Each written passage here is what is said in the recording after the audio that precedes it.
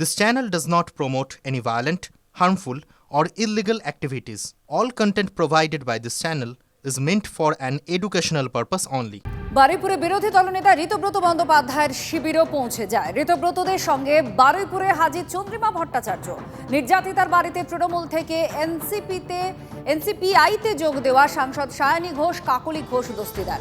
মুখ্যমন্ত্রী আমাদের বারুইপুরে পাঠিয়েছেন একথা বলেন কাকলি ঘোষ দস্তিদার। নির্যাতিতা পরিবারের পাশে থাকার আশ্বাস দিয়েছেন। তৃণমূল জামানার অপরাজিতা বিল কার্যকর করার দাবি কাকলির।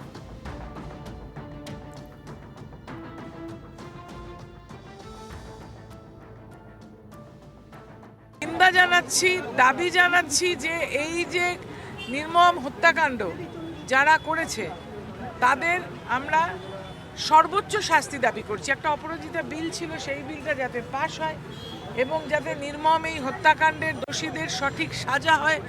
আমরা ধর্ষণকারীর মৃত্যুদণ্ড এবং ফাঁসির দাবি করি এবং আমরা সম্পূর্ণভাবে এই পরিবারের পাশে আছি।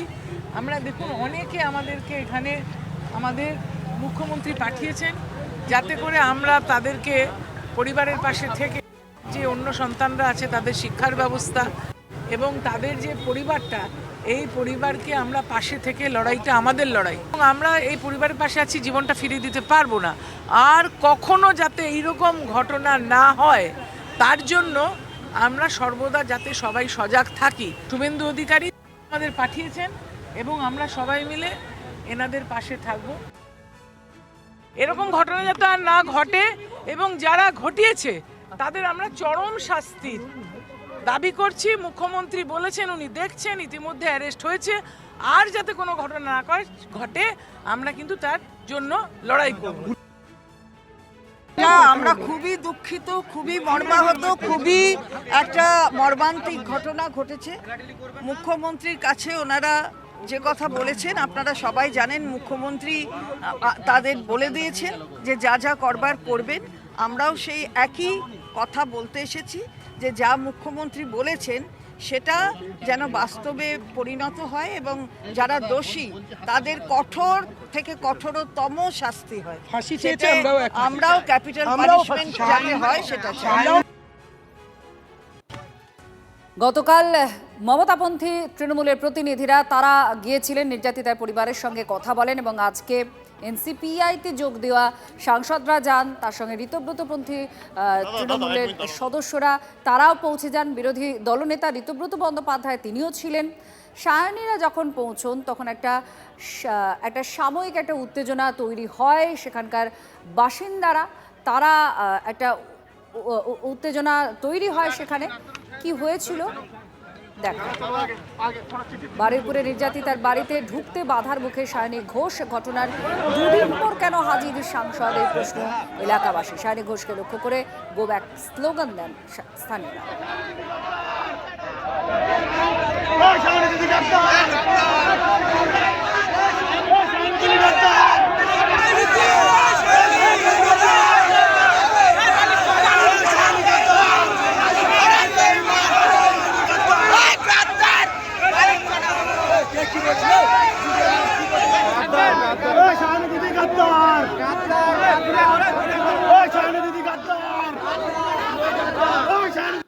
উনি খোঁজ নিয়েছে বলতে ফোনে খোঁজ নিয়েছে, কিন্তু উনি তো আমাদের বাড়ির পাশে, আমাদের যাদবপুরের সাংসদ। উনি এখানটায় আসেনি, দুদিন পর উনি আসছে। তার আগে কতজন কত দূর থেকে এসছে, তাহলে উনি যে এত কাছাকাছি তিনি তো আসেনি। ভেতরে তার মা বাবার পরিস্থিতি ঠিক নেই, ঠিক আছে, তারা মানসিক দিক থেকেও ঠিক নেই। তাদের তো সেরকমভাবে তো প্রোটেস্ট তো করতে হবে। এবার তাদের সবসময় যদি যে ঢুকতে দেন, তার মধ্যে তো সবাই তো আছে, ভেতরেও ভিড়ে অনেক প্রচুর লোকজন, প্রচুর সব কিছু আছে, সেই জন্য তাদেরকে বাইরে দাঁড় করে রাখা হয়েছিল। সায়নী যে দুদিন পরে এসছে সেই জন্য ওনাকে ঢুকতে দেওয়া হচ্ছিল না। এতদিন তাহলে কোথায় ছিল যে দুদিন পরে আসছেন? উনি তো আমাদের যাদবপুরের সাংসদ, তাহলে উনি তাহলে মানে প্রথম থেকে আসেননি কেন? দৃষ্টান্তমূলক শাস্তি এবং দৃষ্টান্তমূলক শাস্তি কার? যারা এই ঘটনার সঙ্গে জড়িত তাদের, এবং তার থেকে যদি বৃহত্তর কোনো নেক্সাস থাকে। এটা সামনে চারজন আছে বলেছে চারজনই আছে সেটা কিন্তু নয়। আমি কথা বলে অন্তত যা বুঝতে পেরেছি এটার পেছনে একটা বড় র্যাকেট আছে এবং এর আগেও এরকম বহু ধরনের ঘটনা যেখানে খোঁজ পাওয়া যাচ্ছে না, অনেকক্ষণ ধরে নানান ক্ষেত্রে পুকুরে জিনিস পাওয়া যাচ্ছে, হার পাওয়া যাচ্ছে, চুরি পাওয়া যাচ্ছে, এইসব ধরনের ঘটনা ঘটেছে। কিন্তু পুলিশ আগের সরকারের ক্ষেত্রে যখন কাজ করেছে সেখানে একটা রিলাক্টেন্স ছিল।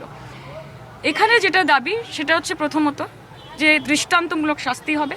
যারা যারা জড়িত অলরেডি আপনারা জানেন অ্যারেস্ট হচ্ছে, যারা বাইরে রয়েছে তাদেরকেও ধরতে হবে এবং এটার মূল থেকে উৎখাত করতে হবে এই র্যাকেটটাকে। এটা হচ্ছে প্রথম। আমি মুখ্যমন্ত্রীর কাছে আবেদন করব আপনাদের মাধ্যমে, এবং আজকে যখন ওনার সাথে আমার কথা হবে আমি এটা নিয়ে ওনাকে বলবো, অবগত করব, এবং উনি যথেষ্ট সেন্সিবল, যথেষ্ট সেন্সিটিভ, এবং আমি বিশ্বাস রাখবো যে ফলসলি যেন কাউকে ইমপ্লিকেট না করা। আপনি কি মুখ্যমন্ত্রীকে চিঠি আমার দিয়েছেন? আমি চিঠি দেবো, আমি লিখেছিলাম আগের দিন, এবং সেটা আমার এমপি প্যাড থেকে, আমি এখানকার স্থানীয় এমপি, এবং সেখান থেকে আমি এই চিঠি দেবো। এবং আপনারা জানেন যে আমরা গোটা দেশে চাই দৃষ্টান্তমূলক শাস্তি হোক মতো ঘটনার